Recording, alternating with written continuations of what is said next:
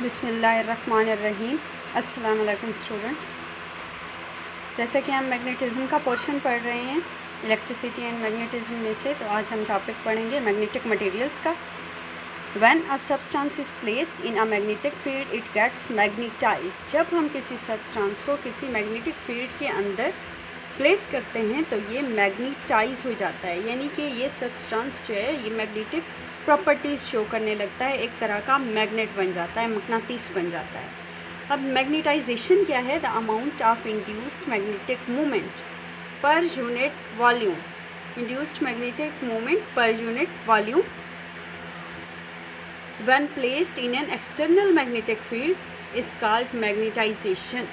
जब हम किसी मटेरियल को एक्सटर्नल मैग्नेटिक फील्ड के अंदर प्लेस करते हैं और उसके ऊपर मैग्नेटिक मोमेंट इंड्यूस हो जाता है। मैग्नेटिक मोमेंट हमने कल पढ़ा था कि ये है क्या, तो इसमें मैग्नेटिक मोमेंट जो होता है इसको हम कहते हैं, उसके अमाउंट को मैग्नेटाइजेशन है। m is equal to mu M over del V. m क्या है हमारे पास? मैग्नेटाइजेशन है, म्यू एम मैग्नेटिक मोमेंट है और डेल वी जो है वो unit volume of the material है। अब हम क्लासिफिकेशन किस तरह से करते हैं, क्लासीफाई किस तरह से करते हैं मैग्नेटिक मटेरियल्स को? Magnetic materials can be classified according to their chi values. अब ये काई क्या है?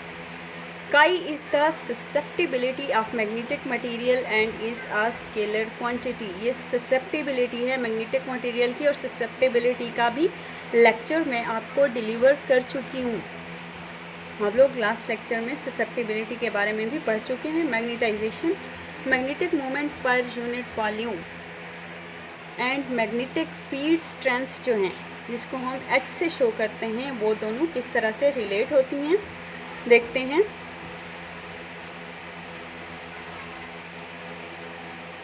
Magnetisation is equal to chi into H, यानी कि मैग्नेटाइजेशन जो है वो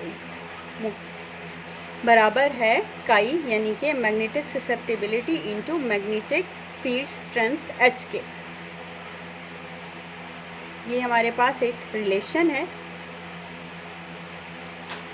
जबकि मैग्नेटिक फील्ड B जो है, जो हम अप्लाई कर रहे हैं एक्सटर्नल मैग्नेटिक फील्ड B जो है वो किस तरह से मैग्नेटाइजेशन और मैग्नेटिक फील्ड स्ट्रेंथ H के साथ रिलेट होती है, वो इस तरह होती है B is equal to mu not H plus M। H हमारे पास मैग्नेटिक फील्ड स्ट्रेंथ है और M जो है वो मैग्नेटाइजेशन है, यानी कि magnetic moment per unit volume है।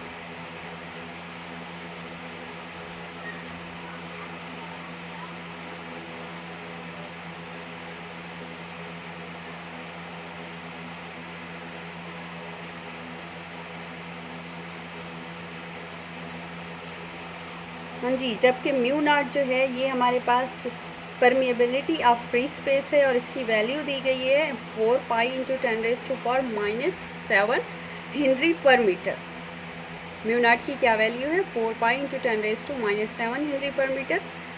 सो the magnetic materials are classified. हम क्लासिफिकेशन पढ़ रहे थे मैग्नेटिक मटेरियल्स की कि वो किस तरह से क्लासीफाई हो सकते हैं। तो मैग्नेटिक मटेरियल्स को हम क्लासीफाई कर सकते हैं, एक तो अकॉर्डिंग टू देयर काई वैल्यूज़ के, उनकी काई वैल्यूज़ क्या हैं, मैग्नेटिक ससेप्टिबिलिटी की वैल्यूज़ क्या हैं, आया मैग्नेटिक ससेप्टिबिलिटी उनकी नेगेटिव है, पॉजिटिव है, या कोई और वैल्यू रखती है, या ज़ीरो है, and the ways in which these materials vary with varying magnetic field strength and temperature. और दूसरा किस बेस पे हम इनको करते हैं,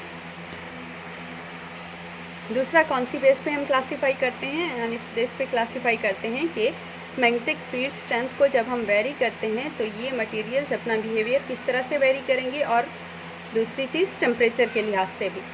तो सबसे पहला हम क्लासीफाई करते हैं मैग्नेटिक मटेरियल्स को। हमारे पास है diamagnetism. The diamagnetic property is the result of induced magnetic moment. इसमें हमने करना क्या होता है कि किसी एक्सटर्नल मैग्नेटिक फील्ड के अंदर जब हम कोई मैग्नेटिक मटेरियल प्लेस करते हैं तो उसके ऊपर इंड्यूस्ड मैग्नेटिक मोमेंट प्लेस हो जाता है, यानी कि वो मैग्नेटाइज हो जाता है। तो इस तरह से हम कहते हैं कि this arises when an atom is placed in a magnetic field the motion of orbital electron of an atom. अब जो मटेरियल है उसके अंदर ज़ाहिर है एटम्स भी हैं, तो एटम्स के अंदर ऑर्बिटल इलेक्ट्रॉन्स होते हैं। ऑर्बिटल इलेक्ट्रॉन्स जो हैं वो मूव करते हैं।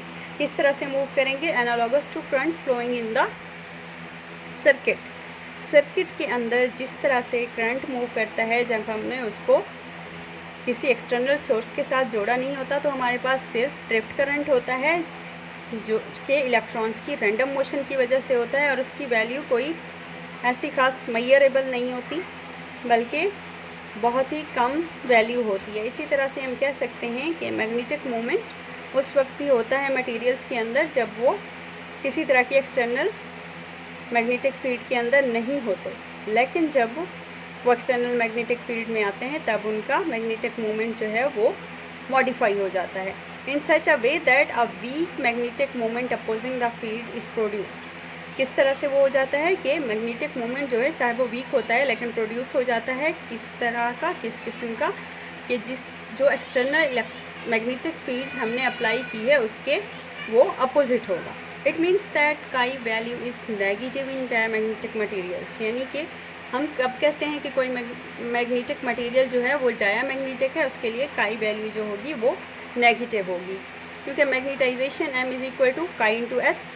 जब काई वैल्यू हमारे पास नेगेटिव होगी then we can say that magnetization m is directed opposite to the magnetic field strength h। तो हम कह सकते हैं कि मैग्नेटाइजेशन या मैग्नेटिक डाइपोल मूवमेंट जो है, जो प्रोड्यूस हुआ है एक्सटर्नल फील्ड में अपना मटेरियल रखने से, उसकी जो डायरेक्शन होगी वो opposite to the magnetic field strength h होगी।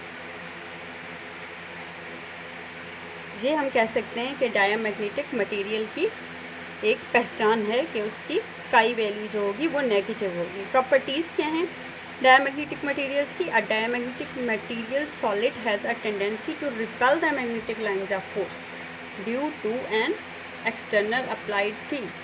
हाँ जी, सबसे पहली प्रॉपर्टी है डायमैग्नेटिक सॉलिड की कि ये टेंडेंसी रखता है जब इसको मैग्नेटिक फील्ड में प्लेस किया जाए तो ये मैग्नेटिक लाइंस ऑफ फोर्स को रिपेल करने की कोशिश करता है। ये इसकी हमारे पास एक प्रॉपर्टी है डायमैग्नेटिक मटेरियल्स की। अगर हम पहचान करना चाहते हैं, हम देखना चाहते हैं कि कोई मटेरियल डायमैग्नेटिक है, तो हम उसको क्या करेंगे, एक्सटर्नल अप्लाइड फील्ड के अंदर रखेंगे, और अगर वो मैग्नेटिक लाइंस ऑफ फोर्स को रिपेल कर रहा है तो हम कहेंगे कि ये डायमैग्नेटिक मटेरियल है, अदरवाइज़ हम इसको डायमैग्नेटिक मटेरियल के तौर पे रिप्रेजेंट नहीं करेंगे।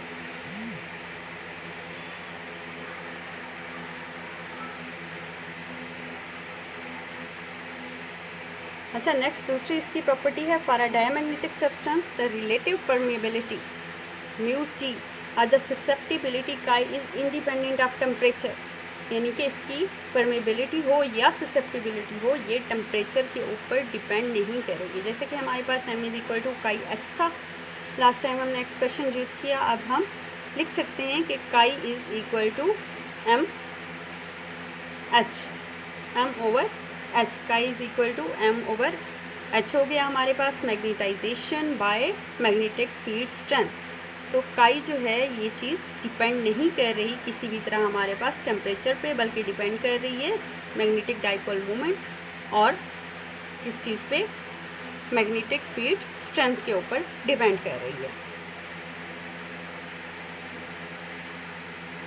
एग्जांपल्स देखें इसकी। सुपर कंडक्टर अब क्या होता है? सुपर कंडक्टर हम कहते हैं कि ये न्यू फिनोमिना है, इसकी ज़ीरो रेजिस्टेंस होती है।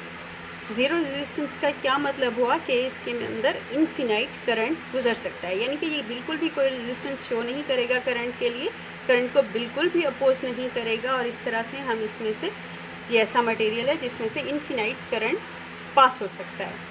तो a superconductor which repels all the lines of force is an example of a perfect diamagnet, क्योंकि सुपर कंडक्टर जो है वो जीरो रेजिस्टेंस शो करता है, इनफिनाइट करंट गुजरने देता है। तो ये हमारे पास क्या है, एक परफेक्ट डायमैग्नेट है जो कि तमाम के तमाम लाइंस ऑफ फोर्स को रिपेल कर देगा।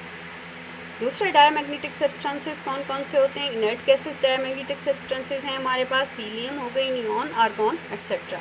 नेक्स्ट है मेटल्स भी डायमैग्नेटिक सब्सटेंस हैं, बिस्मथ, कॉपर, जिंक, गोल्ड, और फिर मरकरी, वाटर, ग्लास, मार्बल और बाकी ऑर्गेनिक कंपाउंड्स जो भी हैं वो सारे।